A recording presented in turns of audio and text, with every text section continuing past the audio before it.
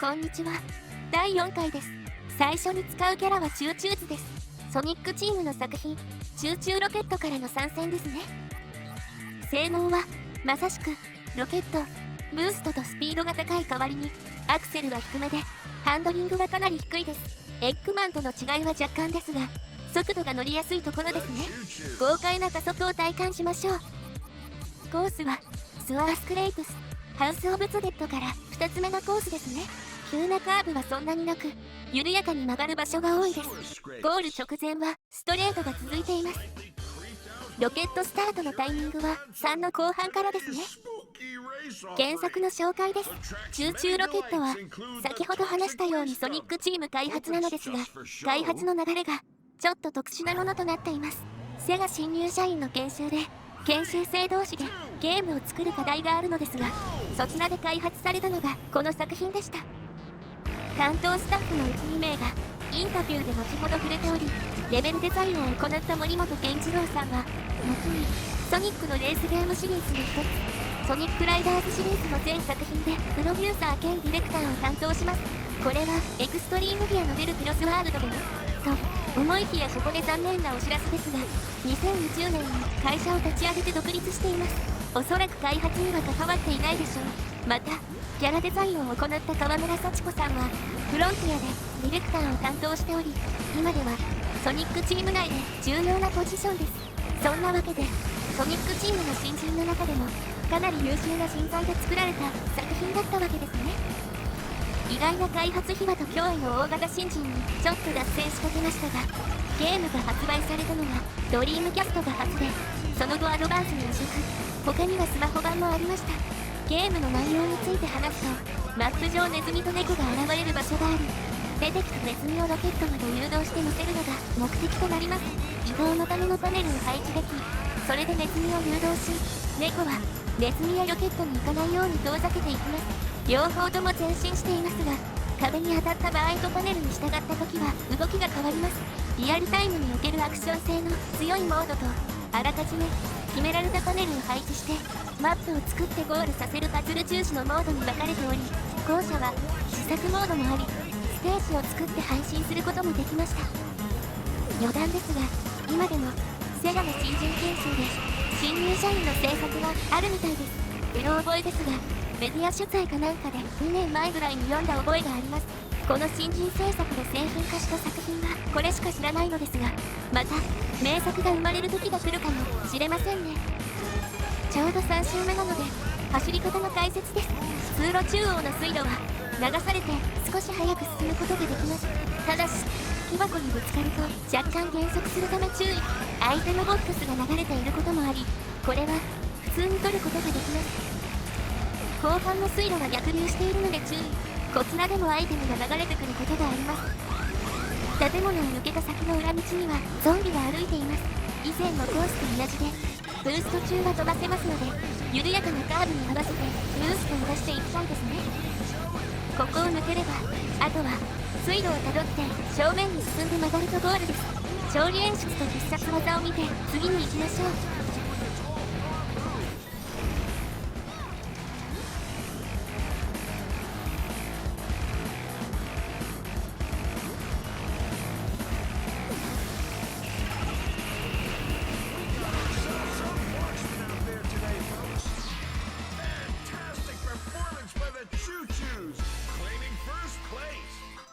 What a race! Tune in next time for more speedway action than you can shake a gearbox at!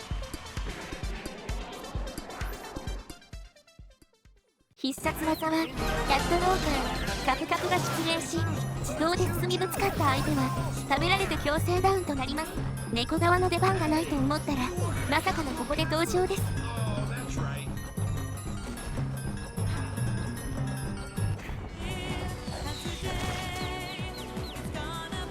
次使うキャラはエミー。アクセルが少し高めで、それ以外も平均よりかは上という非常に初心者に優しいステータスですね。エミーはこれ以降の作品でもこんな感じで結構使いやすいステータスになっています。迷ったらエミーでいいでしょう。コースはロストパレスシーサイドヒルから2つ目のコースです。全体的に道が広く途中分岐になるところもホエールラグーンでは登場しなかったバタバタやガニガニも登場します。ロケットスタートのタイミングですが、エミーはアクセルが高いので2と同時ぐらいからで大丈夫です。エミーのマシンはソニック R とほぼ同じデザインになっていますね。テイルスは後ほど戻したとはいえ、クラシックのデザインがモダンに引き続き使われるという非常に珍しいパターンですね。3周のレースでは普通に尺が余るので、この際エミーの扱いの変化みたいな話でもしましょうかね。エミーですが、ゲームで初心者向きなのか上級者向きなのかが割とブレてたんですよね。さすがにソニックが最高速タイプで少し使いにくい分があるのか、ソニック R ではジャンプができないけど初心者向けアクションゲームですが、ソニックアドベンチャーやアドバンスではハンマー攻撃に癖があり、ソニックたちと違ってジャンプ時点に攻撃判定がなく、瞬時に出せて加速や大ジャンプするアクションがないため上級者向きでした。こんな感じでちょっとブレていたんですが、ソニックシャッフルでは癖のない性能で使いやすく、ヒーローズからはチームローズが初心者向けということもあり、基本的に性能が初心者向けになります。その後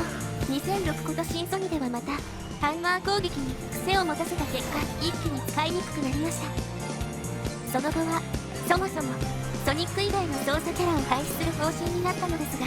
そんな中でも続いていたレーシング系では操作しやすい方に、スピードタイプでも最高速が少し落ちる分、他にステータスが振られるため使いやすいキャラでした。そしてソニック以外も操作できる近年では新ソニで採用されていた2段ジャンプが標準の能力になり、クラシック、モダンのどちらでも非常に使いやすい性能となりました。そんな感じで最近は初心者向けとなったんですね。踊らされている時はカメラを変えれます。珍しく正面から見れましたね。そんな感じで性能の変化に振り回されたエミーの話でした。ちょっと余裕があるので話しますが、エミーが使いにくいということが原因で使いやすい女の子に親しみやすい女子向けのキャラとしてクリームが生まれたんですよね。エミーが最初から使いやすい場合は生まれてないかもということを考えると、エミーが上級者向きになっていたのは良かったのかもしれません。また近年では全体的に操作しやすいキャラが多いので、癖のある性能の存在が今となっては懐かしいですね。カラーパワーも地味にカラースワルキメットで少し操作しやすいよう変化しましたし、3周目なので走り方の解説です。砂浜の水がかかっている場所はダートなのでブースト以外で突っ込まないように注意。またガニガニもいるのでブーストのタイミングに気をつけましょう。スクリューエリアは普通に飛び道具が飛んでくるので被弾には警戒しましょう。その先は壁のないカーブが連発なのでロケットパンチのような攻撃はあまり当たりません。橋から飛び出した時にフリックチャンスです。橋から飛び出す時と着地後壁がないので落下に注意。この先の大ジャンプ後は左右に分かれ道があります。右の方が遅いですが、左はジャンプ後のトリックを入れてしまうとダッシュパネルに乗れず、その先のジャンプに失敗して落ちる可能性が上がるので注意。解説は以上です。調理演出と必殺技を見て次に行きましょう。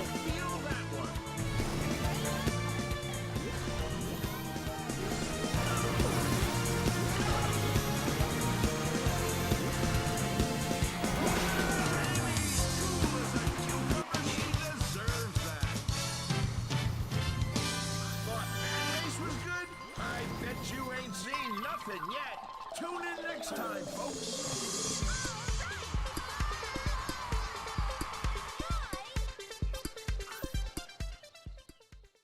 必殺技はヒコハンマー。エミーお得意のハンマー攻撃です。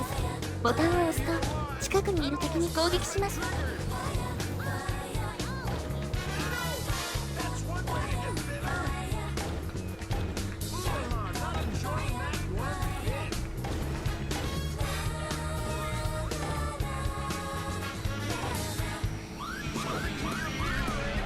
次使うキャラはオパオパです。ファンタジーゾーンからの出演ですね。ちなみにこの作品の中で唯一生身で走るキャラとなっています。まあ機械生命体みたいなものだからセーフ。性能としてはスピードとブーストが弱めの代わりにアクセルとハンドリングがとても高いです。アクセルに関しては全キャラ中最強ですね。また隠しステータスの重量に関してもかなり軽く、飛び上がると長距離の飛行が可能です。とはいえダークアーセナルみたいな場所だと距離がさすがに足りませんが、コースはサンディドリフト、モンキーボール2つ目のコースでとにかく直角な曲がり角が多いです。アクセルがすごく高いですが、ロケットスタートのタイミングは2の途中ぐらいからです。原作の紹介です。ファンタジーゾーンはアーケード原作のシューティングゲームですね。画面下のレーダーを使いながら敵の基地をショットとボムの2つの攻撃を使い分けて破壊していくゲームです。基地を全て破壊するとボスが登場し、それを倒すと次のステージに進めます。また特定のタイミングでショックが出現し、敵を倒した数に応じてお金を得ることができるのですが、このショップでパワーアップを購入できます。これで何を強化していくか選んでいくのがこのゲームの面白いポイントですね。移植に関してはいろいろな機種で行われており、続編含め竜の如くシリーズやスイッチの単品販売版もあり、オンライン会員サービスでも一部タイトルが遊べます。ぜひ遊んでみてくださいね。ソニックとのつながりですがかなり深いです。最古となるのは多分ソニックアドベンチャー2のドリームキャスト版のみで配信された DLC で登場。その後はライダーズシリーズでも実は登場しており、さらに先ではソニックランナーズでは BGM もセットで変えられるコラボガチャキャラとして登場。さらにソニックスーパースターズではゲームをそのまま再現したステージが登場するとかなり優遇されています。特にスーパースターズの再現率は完璧で、敵の動き、基本ルールの再現が完璧。違う点はショップおよびパワーアップアイテムがないことと、時期の体力が廃止されてリングさえ持っていれば何回被弾しても大丈夫といった変更点があります。ファンタジーゾーンの新作ですか？残念ながらこのように移植やコラボはめちゃくちゃ優遇されるんですが、それでスタッフも満足なのか新作を作ろうといった流れにはなっていないです。愛されてるけど新作はないという何とも言えない状況ですね。走り方の解説ですが、軽いキャラの場合はこのカーブを曲がることなく空中から直接先の足場に降りることができます。軽量の強みですのでどんどん使っていきましょう。ブーストの勢いでカーブを1回カットできます。これも狙ってみましょう。カプセルが転がっているエリアは真ん中から飛ぶとショートカットになります。これもできるキャラが限られますが使うと安定して走れます。ダッシュパネルの先は大ジャンプとなります。この時に空中トリックを最低2回やっておきましょう。あとはゴール前は最初の解説と同じ地形なのでなし、勝利演出と必殺技を見て次に行きましょう。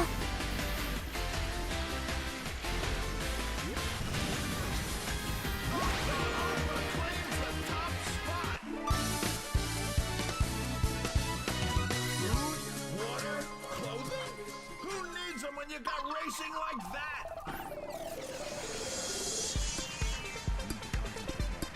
Maybe I wasn't strong enough. 必殺技はファンタジーゾーンショップを呼び出し、なんと3種類のパワーアップから選択して使用します。まずはカルテットミサイル。原作と違い入電はありませんが横並びに出るのでほぼ確実に当てれますし連射可能です。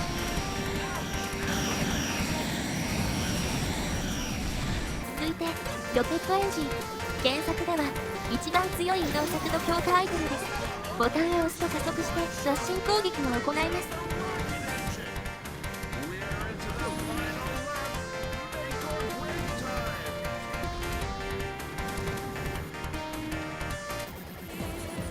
最後はウルトラガム。ボタンを押して発射しもう一度押すと爆発。通常アイテムでもたまに出ますがこれは一定時間何度でも使えます。巻き込み性能もあるし強すぎる。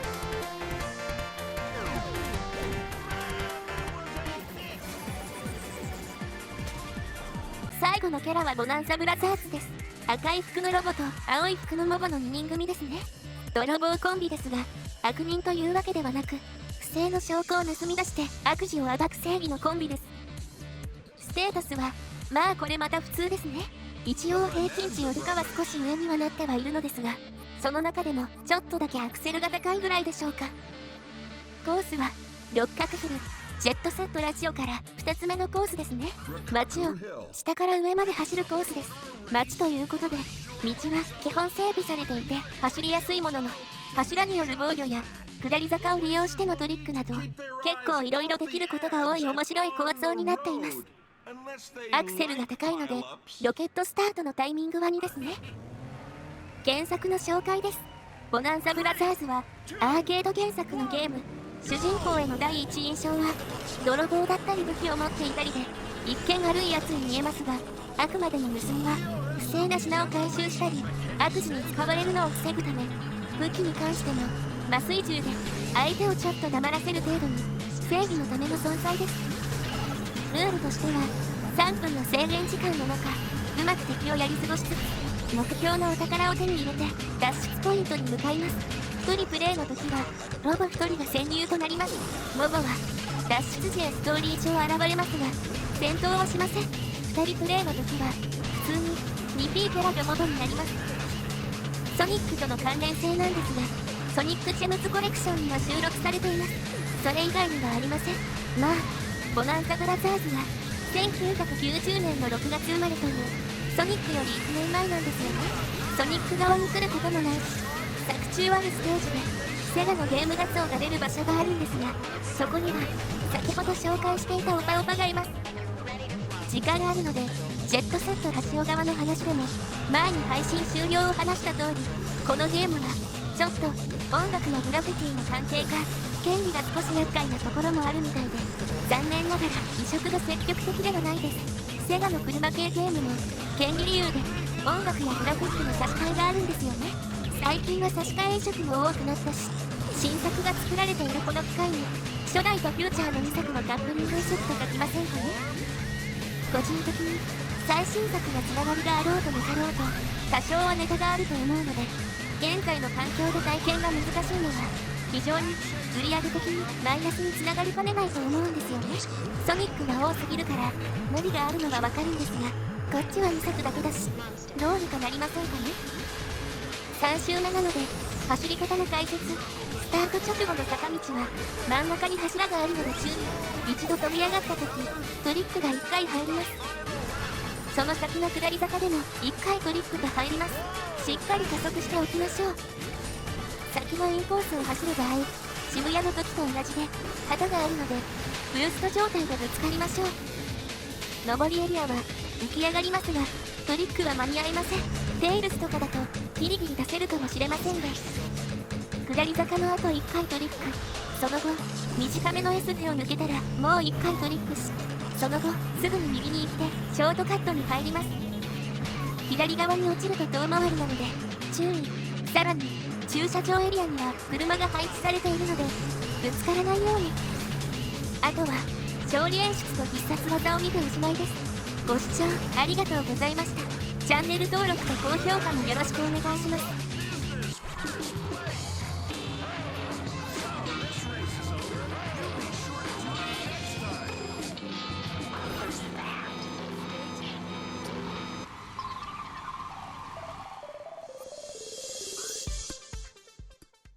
必殺技はブリンクストライク。原作ではクリア演出になっている飛行船に乗り爆弾をばらまきます。使った時点で無敵か勝手に2位のあたりまで上がるので無条件に強いですね。しかしその場合爆弾が1位に当たらないので後続に嫌がらせする技になってしまいました。